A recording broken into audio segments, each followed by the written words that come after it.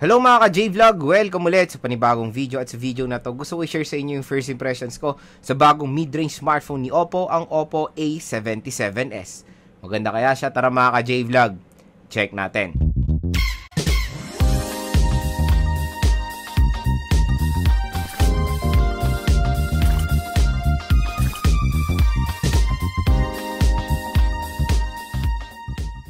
So gusto kong gumawa ng first impressions video dito sa Oppo A77s kasi nakita ko na nga to sa mall at super na-attract ako sa design nitong smartphone na to at sa kanyang build quality, to be honest yan. Available lang nga siya sa mga physical stores ni Oppo nationwide and of course sa online store. Available na rin si Oppo A77s. Ang tanong, magkano nga ba tong smartphone na to? Meron siya official price dito sa Philippines sa 13,999 pesos or almost 14,000 pesos na merong 8GB RAM at 128GB ang internal storage. Maganda pong i-remind sa inyo mga ka-J-Vlog na 4G lang po itong smartphone na to. Wala po siyang 5G capability dahil ang chipset niya is the Qualcomm Snapdragon 680. Quick reminder lang sa mga nanonood, hindi po to full review. Nagbibigay lang po ng first impression sa mga bagong labas sa smartphone, price, specs, and availability nila. So yun nga, nung tinignan ko to sa mall, ang color na nakita ko is yung sunset orange. Super ganda nun. At ang exclusive pa sa sunset orange mga ka-J-Vlog is meron po siyang leather feel design. So yun, ang ganda po ng back cover ni A77s. Leather feel talaga siya. Very premium sa kamay mga ka-J-Vlog. And ang ganda po ng pagka-blend ng sunset orange niya. Pagdating sa design and build quality ni A77s, super duper ko po nagustuhan yan. And hopefully yun, ma-review, unbox, and game test natin si Oppo A77s.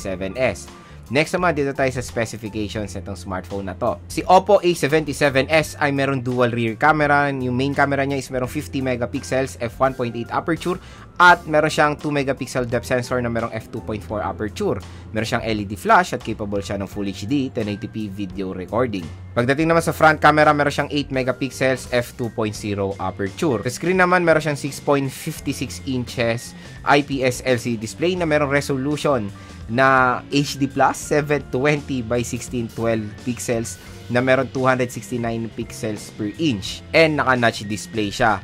So yun, medyo masakit sa tengang display resolution nito because HD Plus 720p ay hindi po talaga perfect fit when it comes sa mga mid-range smartphones today. Kahit na nung 2020 pa yan, ang standard na talaga ng resolution ng mga mid-range smartphone is Full HD Plus 1080p. Ewan ko kung bakit yan pa yung major na dinowngrade ni Oppo when it comes sa A77s dahil sa labas ng anyo netong smartphone na to ay napakaganda, very classy.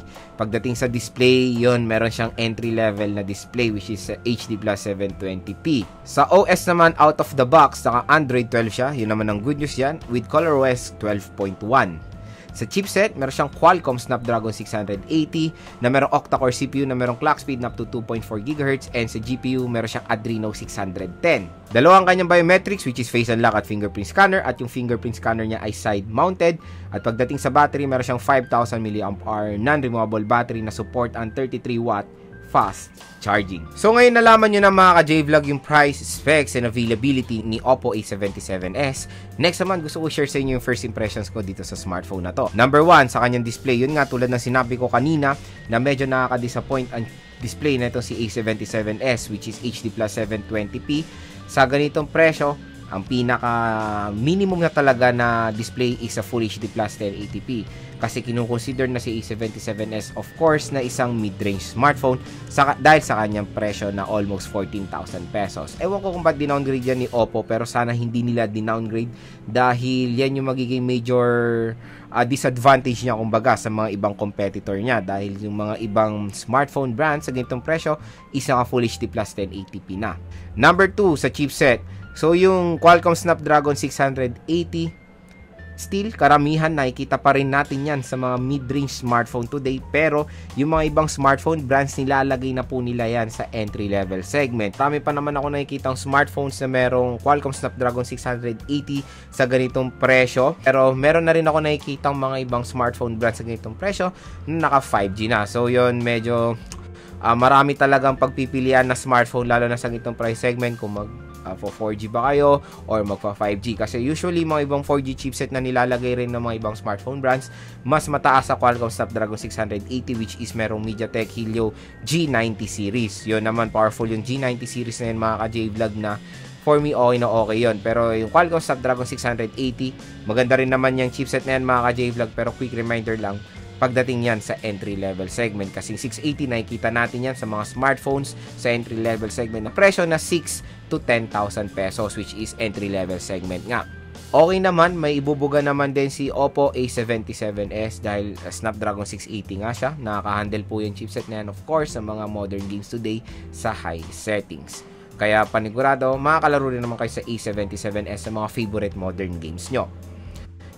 Pero pagdating sa Genshin Impact, manage your expectation, of course, mag-low settings na lang kayo. Pagdating naman sa ML, may enjoy nyo yan mga ka-J-Vlog, maganda naman performance ng Qualcomm Snapdragon 680. Number 3 sa camera. So yun nga, itong smartphone na to ay meron dual rear camera.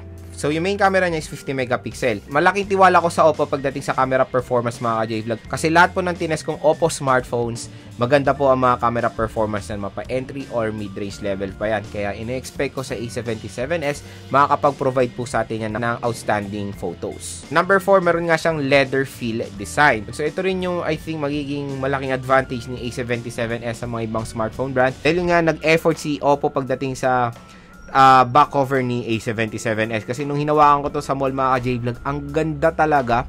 Pag hinawakan nyo siya, may feel nyo talaga yung pagka-leather niya, and very classy siya tignan. So yon, pagdating sa design and aesthetics, pasado sa akin dyan si A77s, at panigurado mo gusto niya ng mga ibang consumers. At ang pinakala sa speaker, so yung nga sinerch ko yung speaker na itong si Oppo A77s, meron siyang ultra volume na nag-reach sa up to 200% na volume. So na-try ko na yung 200% na volume sa Vivo Y35, and legit yan mga ka-J-Vlog, yung 200% na volume ng Vivo Y35. Talagang lumakas yung volume ng smartphone kahit na single speaker siya. So okay na okay yung ganyan na merong ultra level volume.